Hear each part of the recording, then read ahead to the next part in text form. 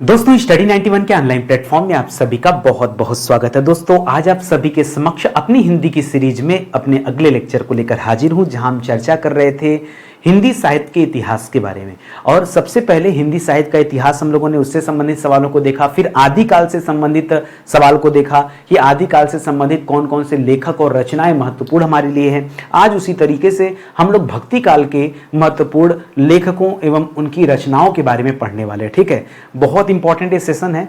कोई भी परीक्षा अगर आप दे रहे हो, किसी परीक्षा की तैयारी कर रहे हो, तो ये सेशन आपके लिए बड़ा इंपॉर्टेंट होगा। ये सीरीज दोस्तों बहुत अच्छी सीरीज है। मुझे लगता है आज हमारी 32वीं क्लास है और प्रतिदिन मैंने आपको एक नए टॉपिक से रूबरू कराया है, यानी कभी भी कोई टॉपिक लगातार नहीं पढ़ाया गया। ठीक है, आज संधि पढ़ा तो कल अगला चैप्टर, उसके बाद अगला चैप्टर, हमेशा चैप्टर चेंज हुआ है। तो 32 के 32 लेक्चर दोस्तों प्रतिदिन चेंज हुए हैं। तो ये सीरीज आपके लिए बहुत अच्छा है। पीछे की क्लास भी जाके देखिएगा। अगर आज की क्लास पसंद आती है तो पीछे की क्लास आप जरूर देखिएगा, ये मेरा निवेदन है। एक चीज और कहना चाहूंगा दोस्तों, ये फ्री वाली क्लास है, तो जो पेड कोर्स हमारा है उसके साथ इसकी तुलना न कीजिएगा, क्योंकि पेड कोर्स का जो कंटेंट है इससे कई गुना ज्यादा बेहतर है। ठीक है, आप समझो कि फ्री और पेड में कुछ तो अंतर रखा होगा नितिन सर ने ना। तो एक बार आप विजिट कीजिए और स्टडी 91 ऑफिशियल प्ले स्टोर से डाउनलोड कर लीजिए। एप्लीकेशन है, इसी नाम से वेबसाइट भी है, जहां विजिट करके हमारे कोर्सेज चेक कर सकते हैं। हमने हर कोर्स में दोस्तों डेमो दे रखा है, आप चाहें तो डेमो भी देख सकते हैं। ठीक है,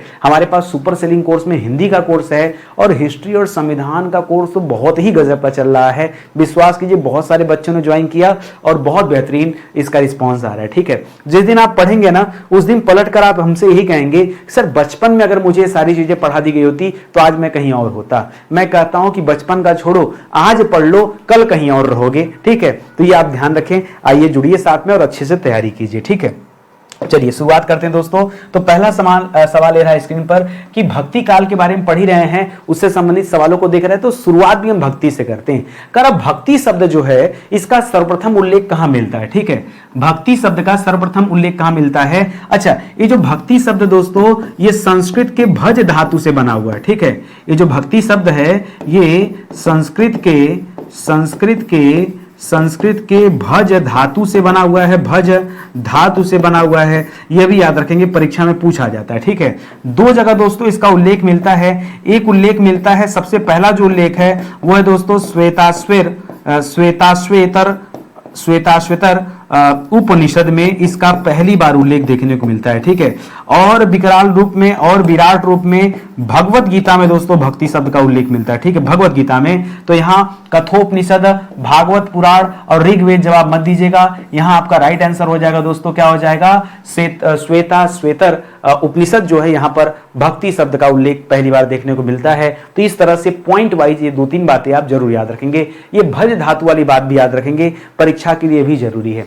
अगला सवाल, कर निर्गुण भक्ति धारा। आप तो जानते हैं दोस्तों, जब आप भक्ति काल के बारे में पढ़ते हैं तो आप पढ़ते हैं कि भक्ति काल में दो धाराएं बट गई। ठीक है, भक्ति काल में दो धाराएं थी दोस्तों। ठीक है, एक धारा थी सगुण भक्ति धारा। ठीक है, एक थी सगुण भक्ति धारा, दूसरी थी निर्गुण भक्ति धारा। ठीक है, निर्गुण भक्ति धारा। ठीक है, ये दो थी, इसको याद रखेंगे।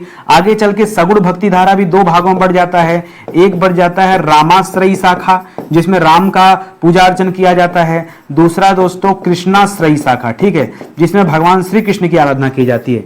निर्गुण भी दोस्तों दो भागों में बढ़ जाता है। ठीक है, कौन कौन सा? एक है दोस्तों प्रेमाश्रयी शाखा, ठीक है, प्रेमाश्रयी शाखा, और एक दोस्तों सूफी शाखा है। ठीक है, तो प्रेमाश्रयी शाखा उसका एक अलग से नाम देते हैं। देखिए मुझे स्किप हो रहा है, आपको याद हो तो बताइए कौन कौन सी दो शाखाएं यहां पर हैं। ठीक है, निर्गुण भक्ति धारा जो है ये किन दो शाखाओं में बटी हुई थी, जरा इस पर आप दिमाग में जोर डालिए। ठीक है, तो प्रेमाश्रयी और एक जो है ये जो अभी मैंने बताया। ठीक है, अभी याद आ जाएगा। ठीक है, बड़ा अच्छा सा है, देखिए सब दिमाग में ही रहता है। ठीक है, लेकिन क्योंकि इतनी पुरानी बातें हैं मैं इसको तैयार वर करके नहीं आता। हिंदी मुझे अलग से पढ़ना नहीं पड़ता, मैं सीधा क्वेश्चन देखता हूं और सीधा दिमाग में क्लिक कर जाता है कि इसका क्या जवाब होने वाला है। ठीक है, अभी आ जाएगा दिमाग में तो आपको उससे शेयर कर दूंगा। कारण निर्गुण भक्ति धारा के कौन प्रवर्तक कौन माने जाते हैं? तो देखिए तुलसीदास जी ने तो राम जी का पूजा अर्चना किया तो सगुण भक्ति धारा के थे। सूरदास जी ने कृष्ण भक्ति में कई पदों की रचना किया है, तो ये भी जो है सगुण भक्ति धारा के थे। कबीरदास जी याद रखेंगे दोस्तों, आपका जवाब हो जाएगा रामानुजाचार्य नहीं, कबीरदास। कबीरदास निर्गुण भक्ति धारा के प्रवर्तक कहे जाते हैं, ये आप याद रखेंगे, परीक्षा में सवाल पूछा जाता है। और ये किसने कहा है कि कबीरदास ही प्रवर्तक हैं? ऐसा रामचंद्र शुक्ल जी ने कहा है। ठीक है, कबीरदास जी को प्रवर्तक बताया किसने, ये सवाल आता है दोस्तों, तो याद रखेगा रामचंद्र शुक्ल ने कहा। ठीक है, किसने कहा? रामचंद्र शुक्ल जी ने कहा था, इसको नोट कर लीजिएगा। ठीक है, परीक्षा में यह भी सवाल पूछता रहता है। ठीक है, रामचंद्र शुक्ल ने कहा, क्या कहा? इनको क्या बताया? इनको दोस्तों निर्गुण भक्ति धारा का प्रवर्तक बताया है। इस तरह से आप इतना डिटेल में दोस्तों आप याद रखेंगे। ठीक है, चलिए आगे बढ़िए। अगला सवाल, करा भक्ति काल की समय सीमा आचार्य रामचंद्र शुक्ल द्वारा क्या दी गई है? ठीक है, आचार्य रामचंद्र शुक्ल ने 1929 ईस्वी में, ठीक है, 1929 ईस्वी में किताब की रचना किया, हिंदी साहित्य का इतिहास। ठीक है, हिंदी साहित्य का इतिहास ग्रंथ लिखा था, ये आपको याद होगा। ठीक है, रामचंद्र शुक्ल जी ने। और करा कि भक्ति काल की समय सीमा उनके द्वारा क्या बताई गई? 1050 से 1375, ये तो दोस्तों आदिकाल की सीमा है। ठीक है, ये जो सीमा है ये आदिकाल की सीमा है। ठीक है, भक्ति काल की जो सीमा बताई गई वो दोस्तों ये बताई गई। ठीक है, भक्ति काल की सीमा इसे बताया गया, और भक्ति काल को ही याद रखेंगे, इसी को ही पूर्व माध्यमिक काल भी कहा जाता है। क्या कहा जाता है? पूर्व माध्यमिक काल भी कहा जाता है। इसकी जो सीमा थी 1375 से सन 1700 संवत तक बताई गई। ईस्वी नहीं है ये, क्या है? संवत है। ये 1375 से संवत है। अगर ईस्वी में कन्वर्ट करेंगे तो कम पे आ जाएगा। ठीक है, तो ये ईस्वी नहीं है, इसको ध्यान में रखेंगे, ये बहुत अच्छा है।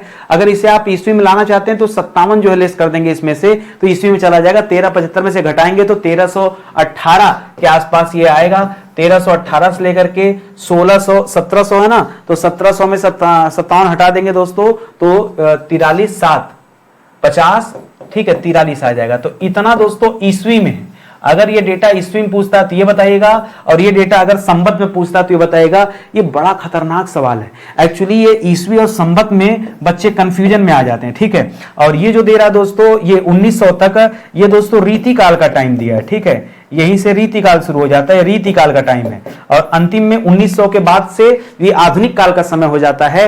ये आप याद रखेंगे। तो फिलहाल हमारा ऑप्शन नंबर बी जो दिया हुआ है ये बिल्कुल सही जवाब है। इतनी चर्चा अगर आप करते हैं एक एक प्रश्न पर तो जानिए कुछ बचने वाला नहीं है, सारा क्वेश्चन हल होगा। अगला सवाल, करा कृष्ण भक्ति शाखा के अंतर्गत पुष्टि मार्ग का प्रवर्तन दोस्तों किसने किया था? किसे पुष्टि मार्ग का प्रवर्तक माना जाता है? ठीक है, पुष्टि मार्ग का प्रवर्तक ये किसे कहा जाता है? ये वल्लभाचार्य जी को कहा जाता है। चैतन्य महाप्रभु, सूरदास, विठल नाथ मत कीजिएगा, वल्लभाचार्य ने ये पुष्टि मार्ग का प्रवर्तन किया था। इनको प्रवर्तक कहा जाता है, प्रवर्तक कहा जाता है।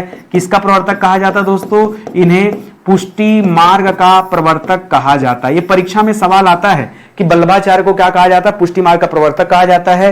वल्लभाचार्य ने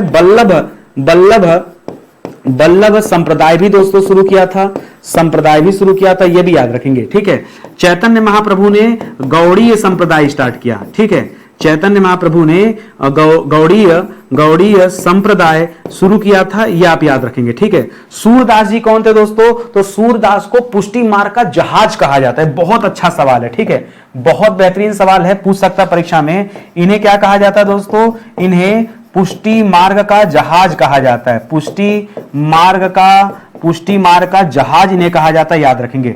विठल नाथ याद रखेंगे, वल्लभाचार्य के पुत्र थे। ठीक है, ये कौन थे दोस्तों? वल्लभाचार्य के पुत्र थे विठल नाथ जी, इसको भी आप याद रखेंगे। ठीक है, इन्होंने ही अष्टछाप की स्थापना किया था। ठीक है, इन्होंने क्या किया था? विठल नाथ ने, यहां लिख लीजिएगा, विठल नाथ जो थे, ठीक है, विठल नाथ जो थे इन्होंने अष्टछाप की स्थापना किया। किसकी? अष्टछाप। ठीक है, ये अष्टछाप वाला सवाल भी खूब परीक्षा में पूछा जाता है। ठीक है, अष्टछाप की स्थापना। ठीक है, इसी के तहत दोस्तों इनके जो है 8 शिष्य हुए, वो वाली बात भी आप याद रखेंगे। बहुत अच्छा सवाल है। ठीक है, कोई दिक्कत आपको, कोई समस्या यहां तक? इस तरह से डिटेल में पढ़िए, कोई भी विषय पढ़िए, हिंदी पढ़िए, इतिहास पढ़िए, संविधान पढ़िए, डिटेल आपको पता होना चाहिए, क्या, कब, क्यों, कैसे, सारी चीजें जानेंगे तभी जो है आनंद आएगा। ठीक है, चलिए अगले सवाल पर आते हैं। अगला सवाल दे रहा अष्टछाप, देखिए अगला सवाल भी दे दिया।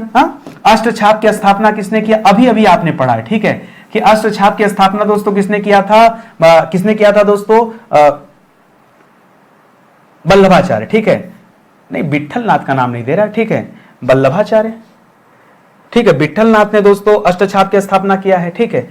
अच्छा दे तो रहा है यार, हम भी सोचे कहां दे दिया, ठीक है। यहां गोस्वामी लगा दिया ना, मेरा ध्यान नहीं जा रहा, ठीक है।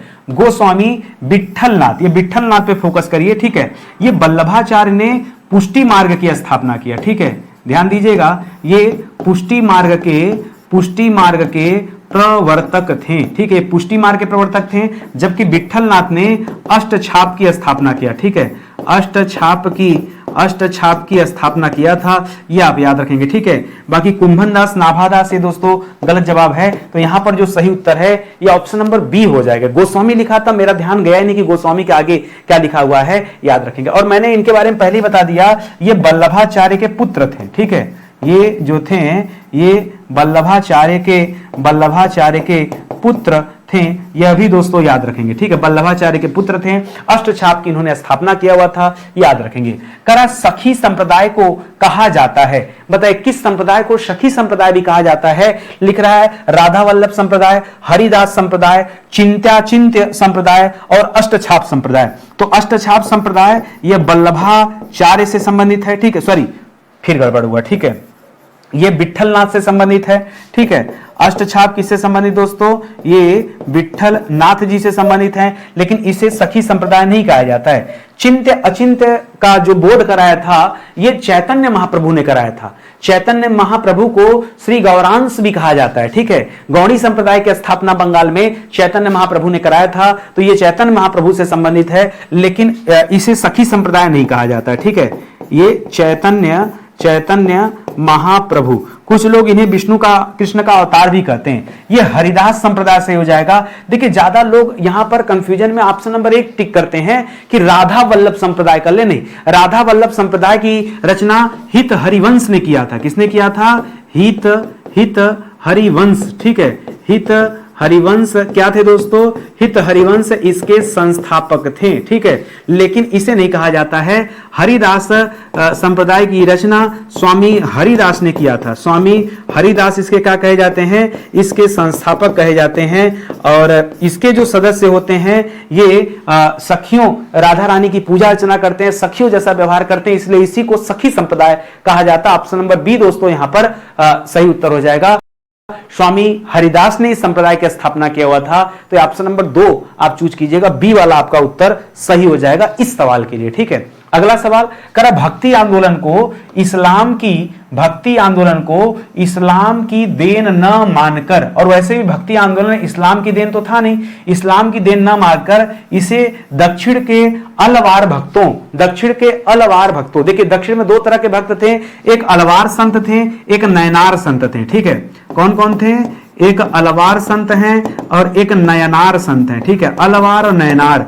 अलवार संत जो थे ये विष्णु के उपासक थे। ये कौन थे दोस्तों? ये भगवान विष्णु के उपासक थे। नयनार संत जो थे ये शिव के उपासक थे, ठीक है, ये शिव के उपासक थे, ठीक है, याद रखेंगे। तो कह रहा अलवार जो संत थे इनकी देन मानने वाले विद्वान कौन है? तो हजारी प्रसाद द्विवेदी जी मानते हैं भैया कि भक्ति आंदोलन जो है, ठीक है, ये किसकी देन है? ये दक्षिण के अलवार संतों की देन है। ऐसा कौन मानता है? ऐसा हजारी प्रसाद द्विवेदी जी मानते हैं, ऐसा महात्मा गांधी जी मानते हैं, ठीक है। महात्मा गांधी जी भी इस बात को सपोर्ट करते हैं, ठीक है।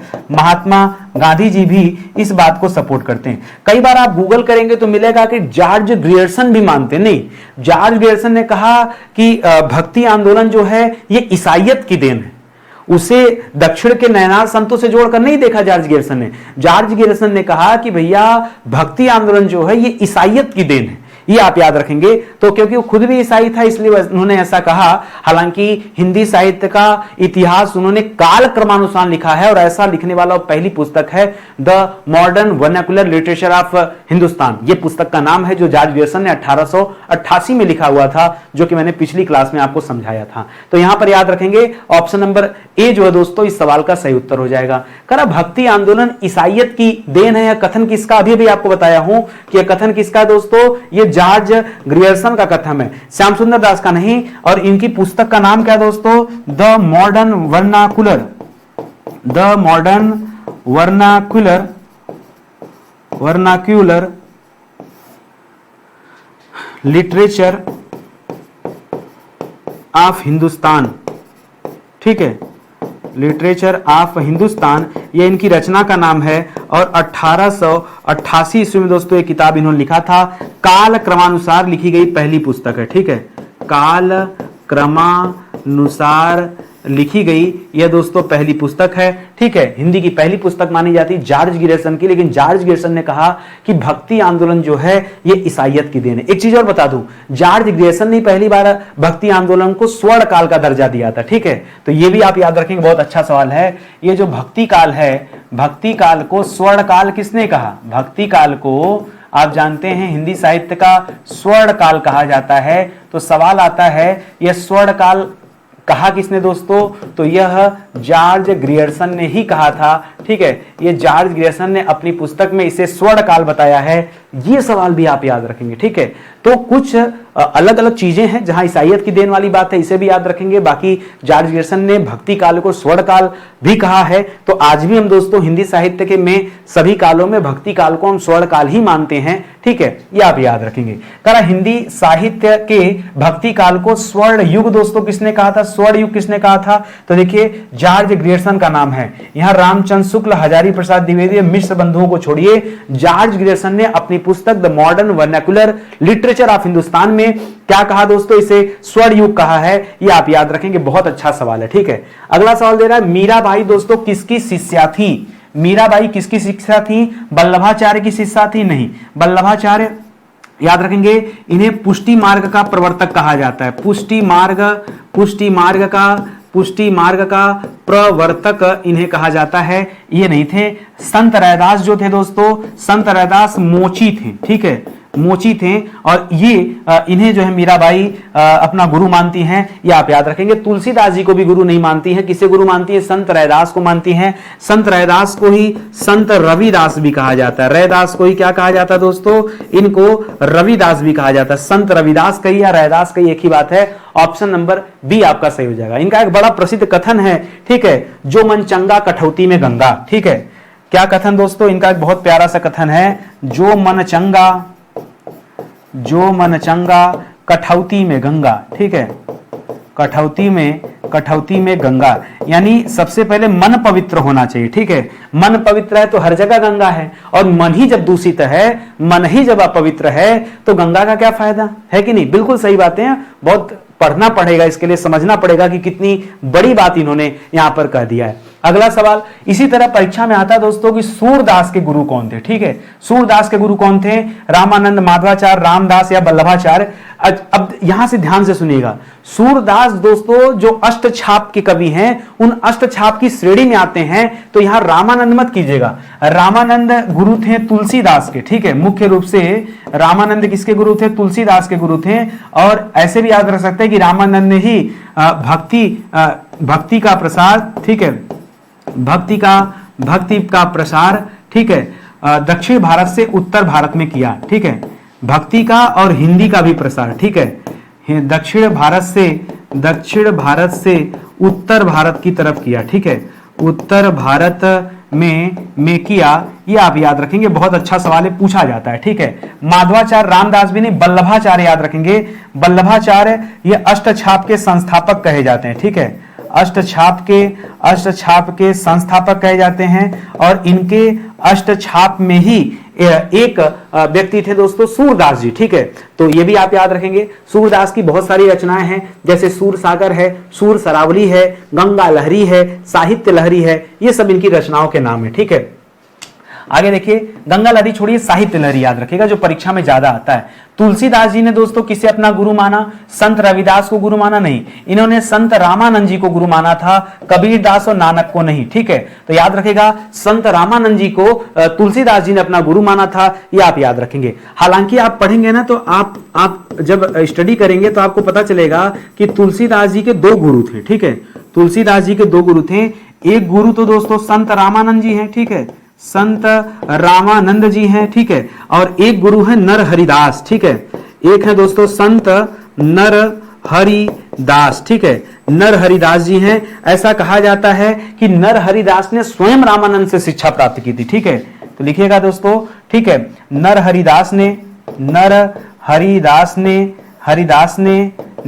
स्वयं भी रामानंद के शिष्य थे, रामानंद के शिष्य थे, ठीक है, शिष्य थे। तो ये वाली कभी कभी कंट्रोवर्सी वाली बात आ जाती है। यहां पे नर हरिदास का ऑप्शन नहीं दिया हुआ है, इस वजह से हमारे पास संत रामानंद का ऑप्शन है। यही दोस्तों आप सही कर लीजिएगा। तुलसीदास जी के गुरु माने जाते हैं, 2 गुरु हैं, तो परीक्षा में थोड़ा सा अलर्ट होकर देखिएगा कि क्या ऑप्शन में दिया है, उसी अनुरूप दोस्तों आप चुनाव कीजिएगा, ठीक है। निम्नलिखित में से किस भक्ति संत ने अपने संदेश के प्रचार के लिए सबसे पहले हिंदी का प्रयोग किया था? अभी थोड़ी देर पहले मैंने आपको बताया कि हिंदी का प्रचार दक्षिण भारत से उत्तर भारत, ठीक है, हिंदी का प्रचार दक्षिण भारत से कहां किया दोस्तों? उत्तर भारत की तरफ दोस्तों हिंदी का प्रचार प्रसार किया। और ये व्यक्ति कौन थे? ये रामानंद जी थे। दादू दयाल, कबीरदास, तुलसीदास नहीं, ये रामानंद जी थे। रामानंद जी के कई शिष्य थे जो कि अलग अलग जाति, अलग अलग वर्ण से बिलोंग करते थे। जैसे रामानंद के ही शिष्य दोस्तों कबीरदास भी कहे जाते हैं, ठीक है। चलिए यहां पे नोट कर लीजिए दोस्तों, रामानंद के शिष्यों की बात कर लेते हैं, ठीक है। तो रामानंद के शिष्य कबीरदास जी थे। और आप सभी जानते हैं कि कबीरदास क्या थे दोस्तों? कबीरदास जुलाहा थे। क्या थे? जुलाहा।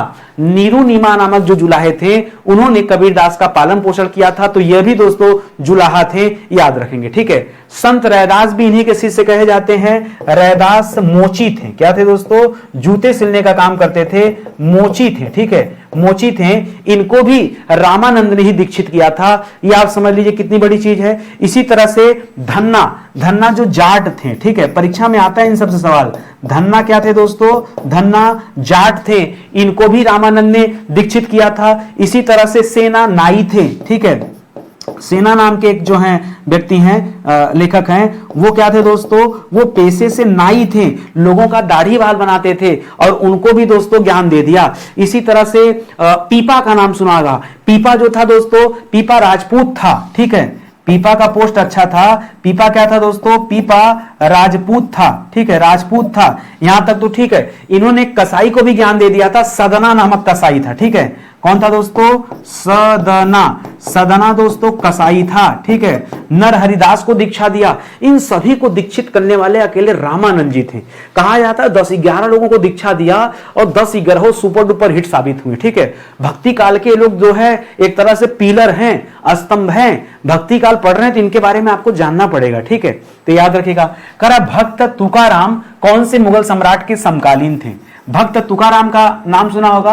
भक्त तुकाराम, इनका जन्म दोस्तों महाराष्ट्र में हुआ था, ठीक है। महाराष्ट्र की धरती से बिलोंग करते तुकाराम, नामदेव लोग। ये बाबर के समकालीन नहीं थे, अकबर के भी समकालीन नहीं थे, औरंगजेब बहुत बाद में आया था। ये जहांगीर के समकालीन थे, ठीक है। किसके समकालीन थे भक्त तुकाराम? ये जहांगीर के समकालीन थे। जहांगीर के बचपन का नाम सलीम था, याद रखेंगे। तो कभी कभी ये दे देता है और कभी कभी ये दे सकता है दोस्तों कि ये छत्रपति शिवाजी महाराज के भी समकालीन थे, ठीक है।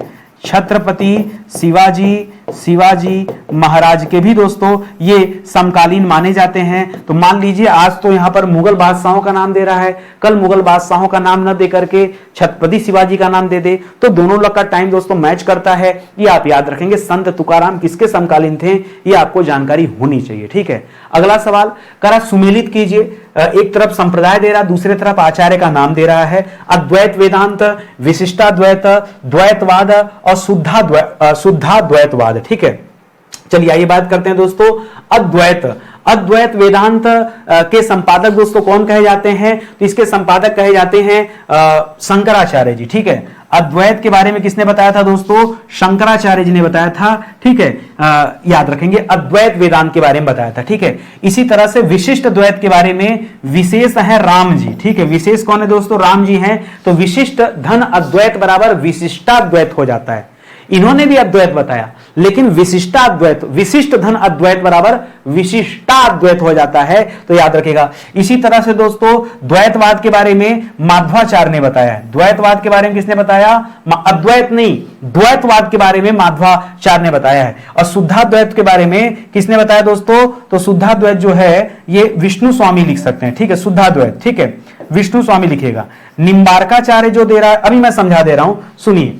शुद्धाद्वैत मतलब शुद्ध धन अद्वैत, यहां शब्द जुड़ा शुद्ध, शुद्ध धन अद्वैत की बात कर रहा है। वैसे शुद्धाद्वैत के जगह पे होना चाहिए वल्लभाचार्य, लेकिन ये वल्लभाचार्य के ही शिष्य थे विष्णु स्वामी, इसलिए आप याद रख सकते हैं, ठीक है। यहां होना चाहिए दोस्तों वल्लभाचार्य, ठीक है, वल्लभाचार्य होना चाहिए, याद रखेंगे। और निम्बार्काचार्य दोस्तों किससे संबंधित है? इन्होंने द्वैताद्वैतवाद के बारे में बताया, ठीक है, द्वैताद्वैत, ठीक है, द्वैताद्वैतवाद यानी द्वैत धन अद्वैतवाद, इसके बारे में निम्बार्काचार्य बताते हैं। तो यहां पर उत्तर क्या हो जाएगा? 3 2 1 4, 3 2 1 4, ये आपका जवाब दोस्तों सही हो जाएगा।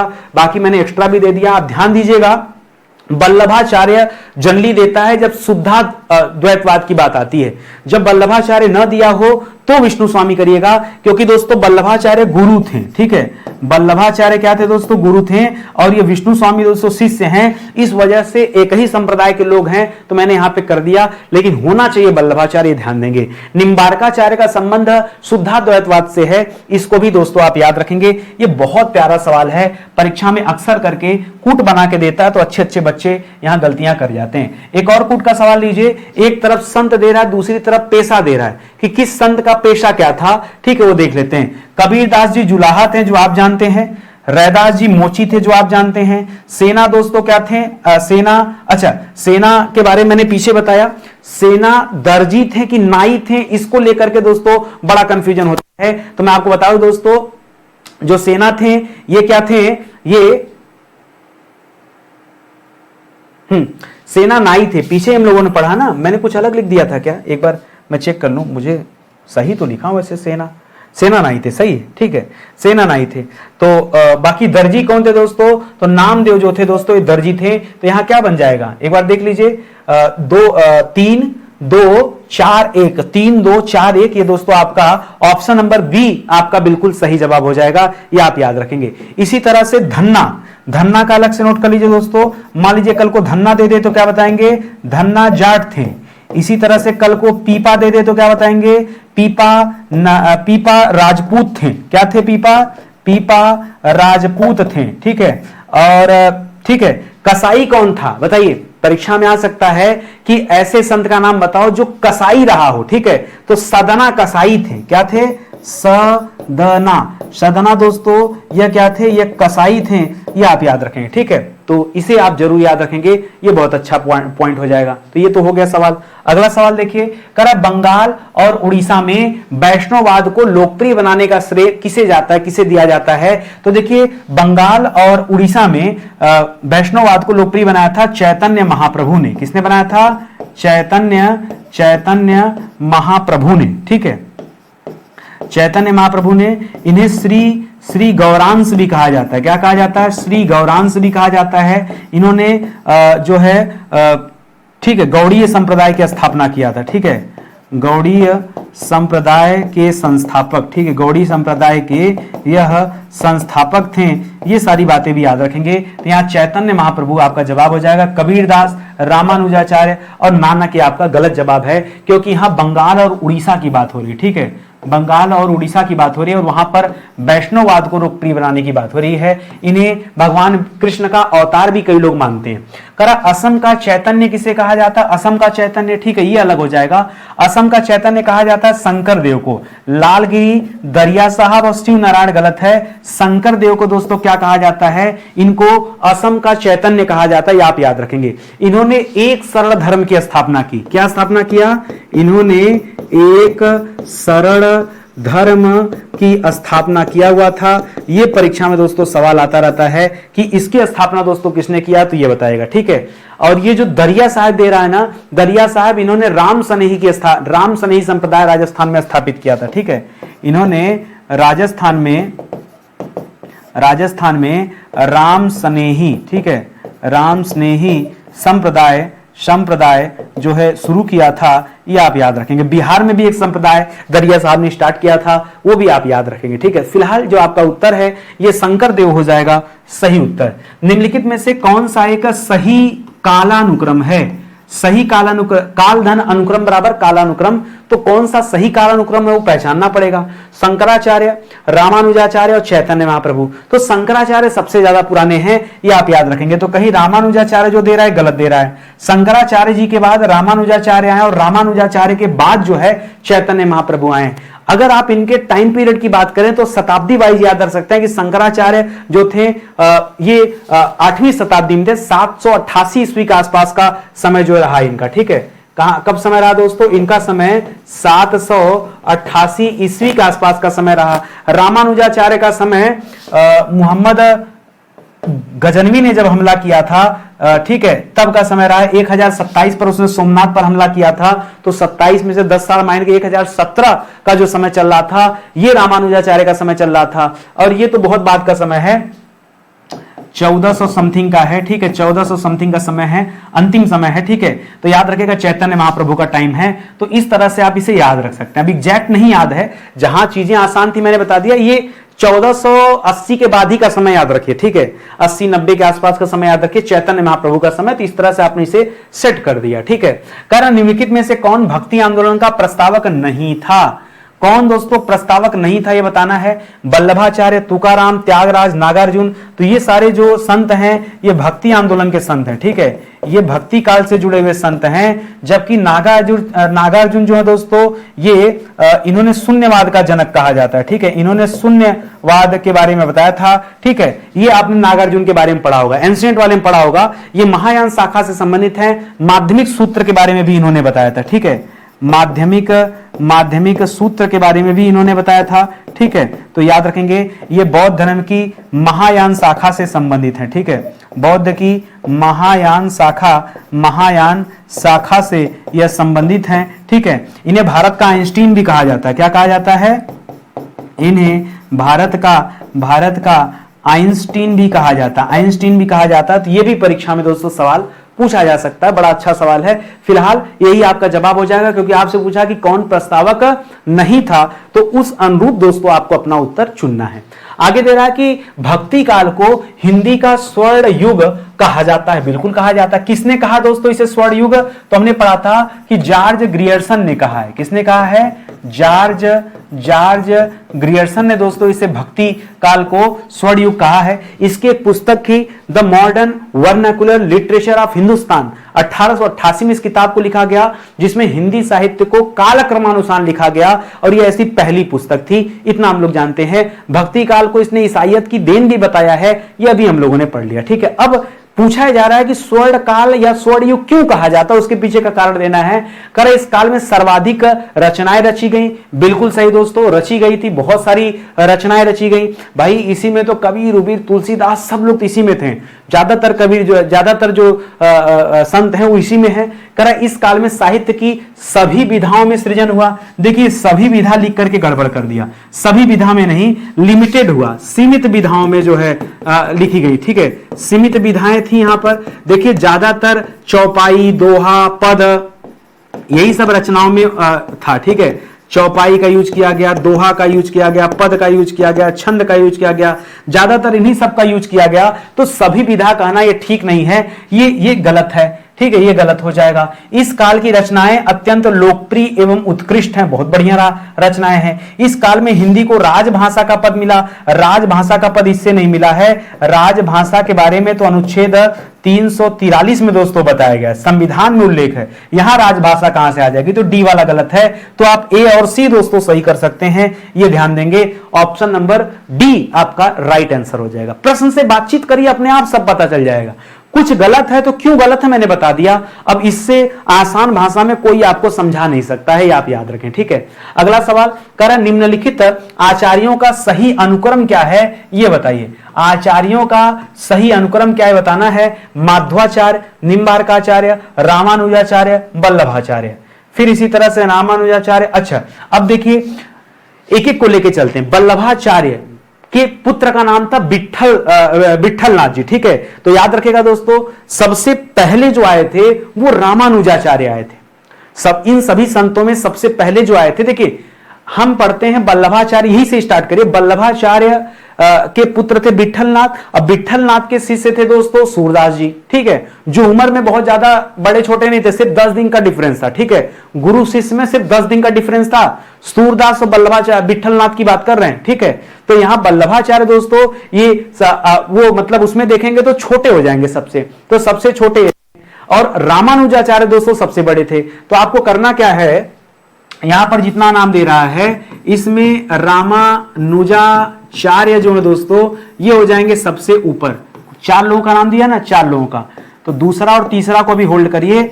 चौथे पर हो जाएंगे वल्लभाचार्य, क्योंकि सूरदास के बाद का और कोई कवि इसमें नहीं दिया गया है। तो शुरू होना चाहिए रामानुजाचार्य से, खत्म होना चाहिए वल्लभाचार्य से। तो माधवाचार्य से शुरू हो गया, गलत है। ये वल्लभाचार्य से शुरू हो गया, गलत है। ये निम्बार्काचार्य से शुरू हो गया, गलत है। तो ये कहीं उत्तर बन गया ऑप्शन नंबर बी। केवल इतनी जानकारी पे आपने उत्तर बता दिया। फिलहाल माधवाचार्य के बाद निम्बार्काचार्य का नाम आता है, यह भी याद रखेंगे। ठीक है, तो यहां माधवाचार्य का नाम याद रखेंगे, माधवाचार्य का नाम याद रखेंगे। यहां निम्बार्काचार्य का नाम याद रखेंगे। ठीक है, निम्बार्काचार्य का नाम याद रखेंगे, ये आप याद रखेंगे। ठीक है, तो ये लाइन से हैं, ये 11वीं सदी में है, 13वीं सदी में, 14वीं सदी में, 17वीं सदी में, ऐसे करके हैं, तो ये आप याद रखेंगे। ठीक है, तो इस तरह से सिस्टम हो जाएगा, ध्यान दीजिएगा। करा इनमें से कौन सा कथन सही नहीं है, कौन सा दोस्तों सही नहीं वो बताना है। ठीक है, करा कबीर परचई में सिकंदर लोदी द्वारा किए गए अत्याचारों का वर्णन है। कबीर परचई, ये नाम पढ़ते ही ऐसा लगता है कि शायद कबीरदास जी ने लिखा हो, आपके दिमाग में तुरंत आता है। पहले बता दूं, ये कबीरदास की लिखी गई रचना नहीं है। कबीरदास जी की लिखी गई रचना साखी, शबद, रामायणी, ये सब है जो आपने पढ़ा है। ठीक है, बीजक में उनके जो है बातों का संकलन किया गया, ये भी आपने पढ़ा है। लेकिन कबीर परचई तो आज तक पढ़ा नहीं। जो नहीं पढ़ा कहे दिमाग में खर्चा डाल रहे हैं। ठीक है, जोर मत डालिए। तो कह रहा कबीर परचई, क्योंकि कबीरदास सिकंदर लोदी के समकालीन थे, यह भी सत्य है। ठीक है, याद रखिएगा, कबीरदास जी ये किसके समकालीन थे, तो ये परीक्षा में सवाल आता है कि किसके समकालीन थे, तो याद रखिएगा ये सिकंदर लोदी के समकालीन थे। ठीक है, सिकंदर लोदी के ये समकालीन थे, याद रखेंगे। और सिकंदर लोदी ने जो कुछ अत्याचार किया उस बारे में कबीर परचई में लिखा गया है।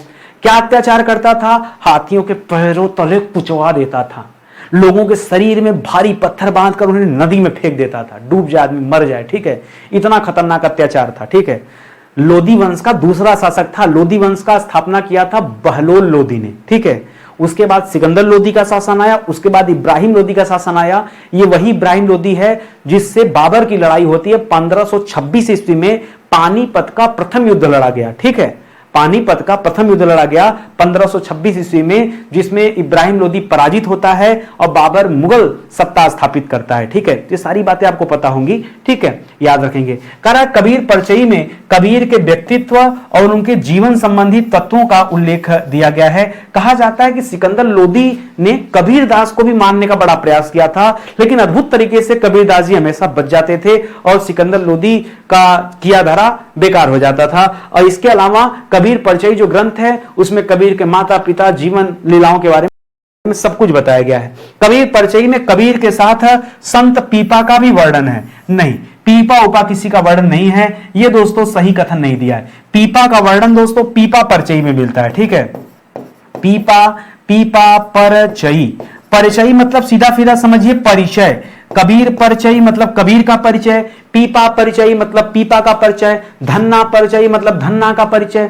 सर ऐसे अलग अलग परिचय लिखे गए कि हाँ, तो पीपा परिचय अलग है, रैदास परिचय अलग है, पीपा परिचय अलग है, धन्ना परिचय अलग, ऐसे कई रचनाएं हैं। ठीक है, जैसे यहां पर याद रखेंगे धन्ना परिचय, जिसमें धन्ना के बारे में बताया गया। ठीक है, पीपा परिचय जिसमें पीपा के बारे में बताया गया, रैदास परिचय जिसमें संत रैदास के बारे में बताया गया। ठीक है, रैदास परिचय।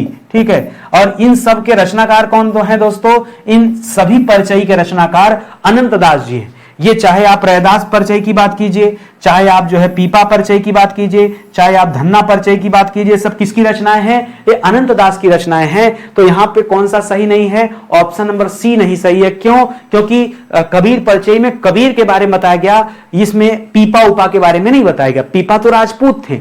तो ये चीजें आप दोस्तों याद रखेंगे, परीक्षा के लिए जरूरी चीजें हैं। आगे बढ़िए। करा जन्म काल के अनुसार, जन्म काल के अनुसार निम्नलिखित, जन्म काल के अनुसार निम्नलिखित संत कवियों का जो सही अनुक्रम है उसे बताइए। दादू दयाल, मलुक दास, गुरु नानक, सुंदर दास। तो याद रखेगा, 4 लोगों का नाम दे रहा है ना, तो सबसे ऊपर लिखेगा गुरु नानक देव का, ठीक है, गुरु नानक देव, ठीक है, गुरु नानक देव, जिनका जन्म दोस्तों तलवंडी में हुआ था। तलवंडी पाकिस्तान में है। 1469 ईस्वी में इनका जन्म हुआ था। सर इतना कैसे आपको पता है? ये तो लगता है कि सर कुछ दूध में काला है, ठीक है। 1469 इसलिए हमको याद है क्योंकि महात्मा गांधी जी का जन्म 1869 में हुआ था, इसीलिए याद है, ठीक है, क्योंकि महात्मा गांधी का जन्म, ठीक है, देखिए मैं मास्टर आदमी हूं तो हमेशा कोरिलेट करके चीजें पढ़ता हूं, ठीक है। महात्मा गांधी का जन्म 2 अक्टूबर 1869 में हुआ था और इसी बात से मैंने इसे याद रखा है। 1869 से 400 साल पहले गुरु नानक जी का जन्म हुआ था, ऐसे करके मुझे याद है। और गांधी जी के जन्म के 100 साल बाद 1969 में पहली बार नील आर्मस्ट्रांग चंद्रमा पर गए थे अपोलो 11 से, आपको याद होगा। ये वही साल है जिस साल हमारे देश में इसरो की स्थापना हुआ था। इसरो की स्थापना भी हुआ था। 14 बैंकों का राष्ट्रीयकरण भी 1969 में हुआ था। तो सब याद रखेंगे। तो मेरे दिमाग में तो डेटा ऐसे ही फीड है, मुझे नहीं पता आप कैसे पढ़ते हैं, लेकिन ऐसे होगा। तो नानक देव, नानक देव के बाद दोस्तों दादू दयाल आते हैं। दादू दयाल के बाद मलुक दास आएंगे, ठीक है, और अंतिम में दोस्तों सुंदर दास आएंगे, ठीक है। तो याद रखेगा। इसके बाद दोस्तों टाइम पीरियड है दादू दयाल का।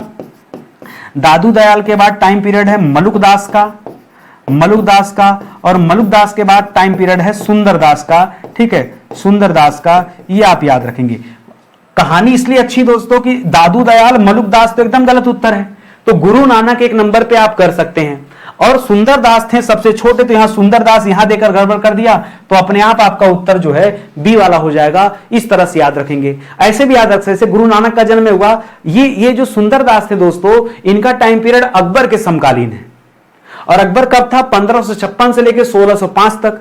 तो वो वाला टाइम पीरियड दोस्तों सुंदर दास से संबंधित है, ठीक है। और मलुक दास का भी समय वही था, क्योंकि 1574 के आसपास का इनका टाइम पीरियड है, लेकिन सुंदर दास और छोटे हैं। दादू दयाल दोस्तों एज में बड़े हैं, ठीक है। तो ये पिता अकबर के पिताजी के समकालीन आप कह सकते हैं, हुमायूं के समकालीन थे। तो इस तरह से इसे याद रख सकते हैं। फिलहाल गुरु नानक ये जो है बाबर के समकालीन थे। इस तरह से आप जो है समझ सकते हैं चीजों को जोड़ जोड़ करके, ठीक है। तो इसे जरूर याद रखेंगे।